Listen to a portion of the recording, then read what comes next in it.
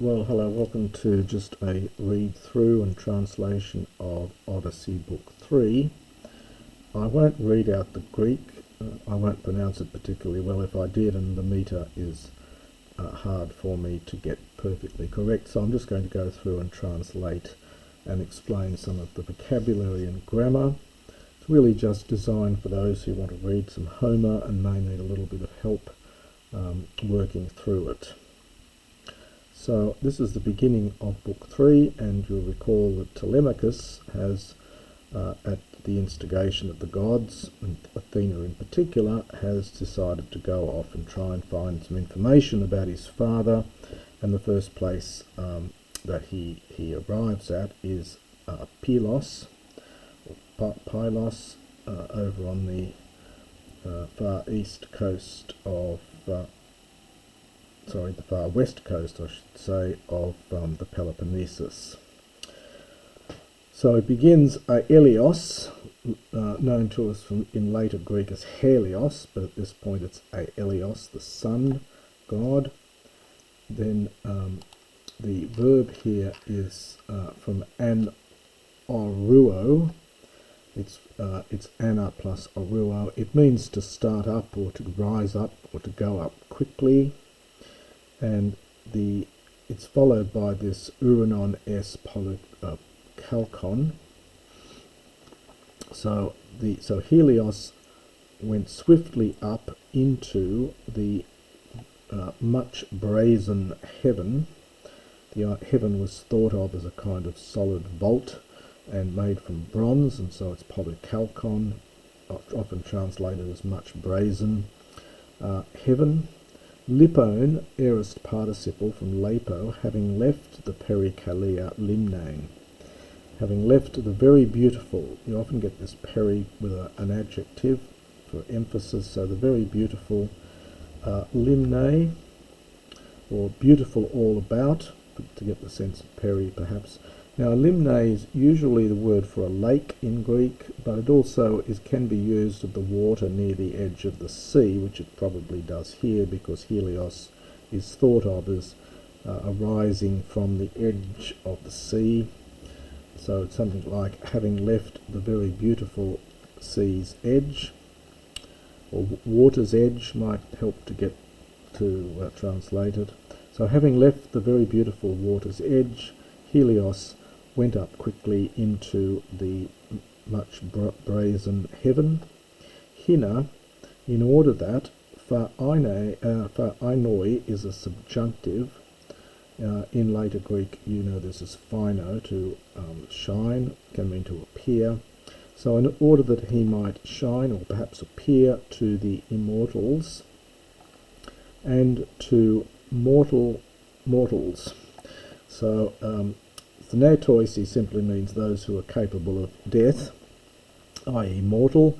Brotos is used for mortal men, so we could just translate it in order that he might appear to or shine on the immortals and mortal men. And upon the tsedoron aruran. The tse root in here simply is some kind of grain, and doron is a gift, so it's the grain giving. Aruran is a word used, it's connected with the verb aroo, to plough, so this is the ploughed land, the fertile land. So upon the grain giving ploughed land. Now, as I mentioned, that Telemachos and company are going off to Pylos, and they've arrived, and so we have here hoi de poulon. Now the verb here is hixon. It's probably being formed here from hiko, which is the root behind hikneamai. You'll know aphikneamai from Attic, Greek. The root here is hik, and this is the aorist here. So they arrived in Pylos, and then in apposition to that, the well-built ktamenon. The verb here is katisdo, is the verb behind this, and then you get eu. So the well-built citadel of Neleus. So they arrived at Pylos, that well-built citadel of Neleus. Hoide, they, we're not told exactly who the they are here, and resdon is the verb. It's an imperfect here without augment. Resdon is a word meaning to do or make, but generally in the context of doing or making a sacrifice, as we have here, the hera. So they were making sacred things, so they were offering sacrifices, and epithini, this is from this dative, this is the dative from this, on the shore of the sea, and they were making sacrifices to the Kuanakaite. Kuanos is cognate with our word cyanide in English, which is a sort of dark blue colour. Colours in Greek are notoriously difficult to pin down, and this is often just translated as dark-haired. Kaite is hair. So dark-haired, and the Anosicthony is the earth shaker. And there's debate about the exact etymology of this. It's not secure. You can look this up in dictionaries and things. Generally translated as the earth shaker, perhaps the earth holder, the earth shaker, and that of course refers to Poseidon, god of the sea. And these sacrifices were tauros, bulls, that were palm melanas, all black. You'll recognise the melas, melina, melan, word for black, and the pan, the nu has been assimilated into a mu to make it euphonic here. So they were making sacrifices to the dark-haired earth shaker, sacrifices of all black bulls on the shore of the sea. Now apparently the black victims were generally offered to chthonic deities, deities connected with the earth, and he is an earth shaker because he's also, I think, god of earthquakes. Henia de Hedrai Esan. Now Esan for Azan, you'd normally have an eta in Attic here. This is the unaugmented form. Looks a bit odd, but it's just Esan. So there were Enia Hedrai. This is connected with the word Hedra, a seat, and this refers to apparently 9 so-called sessions, 9 seatings. These are townships. So there were 9 townships. In fact, this little section here is very odd, and not very relevant to the rest of the story, but there were 9 townships or sessions, and 500 Ayatot. This is for Hainto, Hayatot. The alpha here is in place of the sonant nu, so this would be Hainto. You've got to get used to this in this Ionic dialect. You'll see the same thing in Herodotus, where the ato ending is really an nto. It's third person plural, even though it looks singular. It's a third person plural from Haimai. So there were 9 sessions, and 500 were sitting in each one. It's feminine agreeing with Hedra. And now this is from pro plus echo in the middle, so it means to hold out in front of them. And the hekastothi, only here in Homer that the meaning's clear because it's got that hekastos root. So for each of them, they held out in front 9 bulls. I presume that means each of these 9 hedrai, rather than the 500 here. So they held out in front of them 9 bulls for each one. Youth for Ute, and when hoi they passanto, aorist from pateamai is the verb, I think, behind this one, to taste. So when they had tasted of the splankna, these are the innards, when they had tasted of the innards, this is the entrails, another word for the entrails. Now the epi is a preverb with chio. I use the word preverb, you can think of it as temesis if you like. But the epi goes with the chio. This is imperfect without augment. So they were burning the thighs to the god, and it's perhaps as hoi and hoi. It might be some were doing all this and burning the thighs to the god, and others, ithus, probably meaning straight away or immediately, cat agon. This is just from cat ago. It's the imperfect without augment. Looks a slightly odd form, but cat ago is to bring the ship to land. So others were immediately bringing the ship to land. We get another toi here. So some of them were doing that, toi there, but others, aerantes, this is from an earlier form from Iro, having lifted them up, they furled the sails of the well-balanced ship. This is the genitive. Now there's two important words here to do with ships. There's histos, which is the mast, and there's histion, neuter, which is the sail, and this is the neuter plural here. So having lifted them up, they furled, packed away, they brought in the sails of the well-balanced ship. Well, just the balanced ship here. It's Ises. It's the ship which is equal on both sides. Often that's a standard epithet of ships in Homer. And Hormisan, this is an aorist from Hormizdo, and it simply means to moor. The tain is agreeing back with the ship, I think, and they moored it.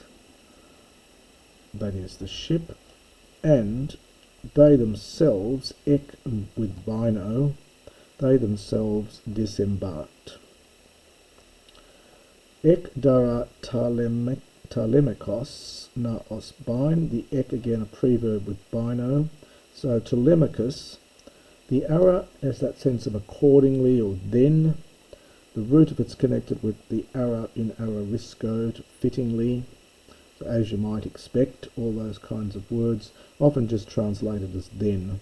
But you should have it in your mind with ara, it's a word that means sort of consequently, that fittingly. But that might be a slight over-translation sometimes. So then Telemachus disembarked from the ship, that's a genitive here, and Athena, Darkhair, led the way. Now this, we know from the previous book that Athena is disguised as Mentor, one of the older men from Ithaca who takes Telemachus under his wing, and Athena is disguised herself as him.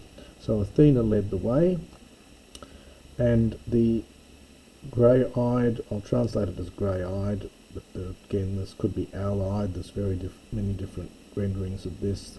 So the owl-eyed or grey-eyed goddess Athena addressed him protere first of all. It is feminine agreeing with Athena. In English we'd probably take it as an adverb, firstly, but it is so she was the first one to reply to him. But we'd simply say in English the grey-eyed goddess Athena replied or spoke firstly to him. Now she says, Telemach, an epsilon is elided here, it's vocative, O Telemachus, Umen secre et aedus udi e bion. Now you learn in later Greek that you think of cray as a verb, an impersonal verb meaning it is necessary, and then it takes an accusative and infinitive, but originally, and in Homer, this word is in fact a noun, and you've got to supply the verb to be, and it means need. So in fact it's it was originally there is need, and then got a negative. So there is no need any longer of idus. Well, this is always a difficult word to translate. Here, probably a sense of embarrassment or shyness. The udi abion is a little thing, so it's not in the least. So there is no need anymore of a sense of embarrassment for you, not in the least. Tunica gar, this is for tu henica, for on account of this also, it was this very reason that epiplos from epipleo, so a slightly funny ending here, it's epiples, but it becomes an os here, to sail, it's a second person, so it's for this very reason you were sailing on the sea. So it's an imperfect here, I think. This very reason you were sailing on the sea. Ophra for hina. So in order that puthei, this is the second person aorist middle subjunctive, in order that you might perceive or get knowledge about, and takes a genitive, your father. In order that you might get information of your father. Hopu, where Gaia the earth, Kuthe is an aorist from Kutho. If you're looking it up, it's kappa epsilon upsilon. Kutho is the verb to hide. You get a shortening of it here, probably for the sake of meter. It's an aorist, I think, form. So where the earth has hidden, understand him, and whatever fate, epespen, this is an aorist from F hepo. If you're looking it up, it's epsilon phi and then epsilon pi. So it's F hepo. There was an original sigma in there that disappears and then it reappears in the air. This is an aorist form here. So just to do this bit again, so that you might find out about your father, where the earth has hidden him, and what sort of fate he has encountered, he has met with. So F hippo, to encounter. Al age nun ithus kie Nestoros hippodemoio, but come now, kie imperative from kio, it's that lovely little, one of those many little words for go. So it's an imperative, go straight, and it takes, in that sense, it takes a genitive. So go straight to horse taming Nestor. You can see the hippos root here, the dam from that root damnami, to tame. And interestingly, Nestor's, everywhere else in Homer, Nestor is referred to as the horseman. I think this is the only time in Homer where he gets this epithet, horse taming Nestor. It's in sympathy with him being a horseman, but it's not the usual epithet for Nestor, and this is the genitive, of course. So go then, make straight for horse taming Nestor. A domen, it's connected with oida. The omicron is short here for the sake of meter, but this actually is a hortatory subjunctive, so it would be a domen in ordinary, well, in ordinary Greek, in later Greek perhaps. So it's let us know, let us find out, let us learn, connected with oida. Hein tina matin, whatever matis, whatever plan or plot, and it's got the idea of clever plot. Kekuthe, this is a perfect, this is from that kutho, we have the shortened form up here, this is kutho. Whatever sort of plot he has hidden, this is Nestor, has hidden any stathesin, dative plural from stethos, It's a third declension neuter noun. Any for N. He is hidden in his breast.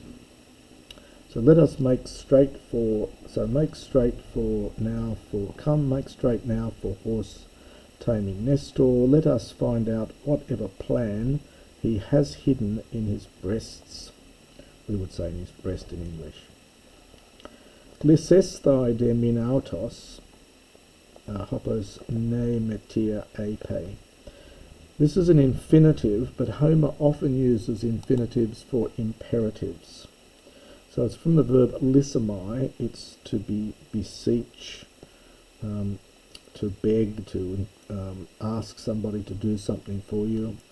So autos is emphatic. You yourself beseech min for auton, him, so that ape, subjunctive, he might speak, ne mertia, this is a neuter plural, I think meaning true things, uncontracted neuter. It's etymologically, it's the ne is that negative. The mertia, it's connected with hamatano, I think. So that which doesn't miss the mark, and hence which is true. And hence this is the neuter plural, that he might, so that he might speak true things, so he might tell you the truth. Pseudos duc eree, he will not speak pseudos, a lie.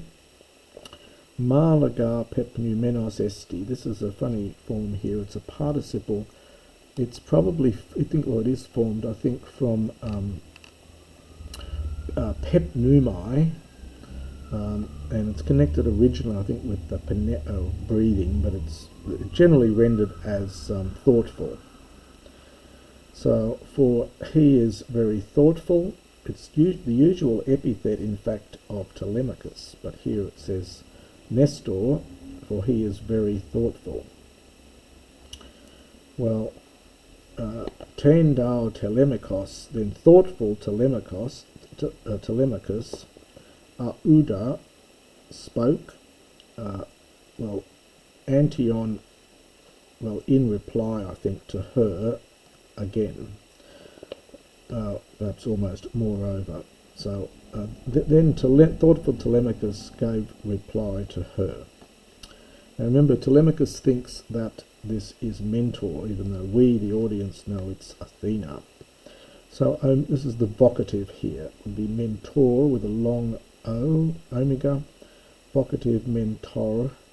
So, O mentor, how then, Eo is from Ami Ibo, the root is just I, as in Latin, Ibo, and this is a subjunctive here, present subjunctive from this verb of going. So how, but it's a future, a future root. So how then will I go? And how, this is from pros petusomai, which means to embrace. So how then will I embrace him? How will I greet him? What sort of greeting will I give? Utipo muthoisi pepe amai pukinoisi. Nor, now this is a perfect here, possibly perfect middle from peira'mai to peira'o. For I am not yet experienced, I am not yet tested, I am not yet experienced with. Pukinos in this sense is often used with logos or muthos in the sense of shrewd or astute. For I am not yet experienced with shrewd or astute conversation, muthoisi, words. Eidos dao neonandra geraiteron ex esthai. Eidos, you've got to supply esti, it is a shameful thing, moreover, for, understood, a neon andra, a young man, ex eriesthai, this is from ex eo, it's an epsilon contract verb and it doesn't contract, of course, in Homer. So it means to make inquiry of or to question. A gairoteron, this is a comparison, an older man. For it is a shameful thing for a young man to question an older man. And that's the first 24 lines of Book 3.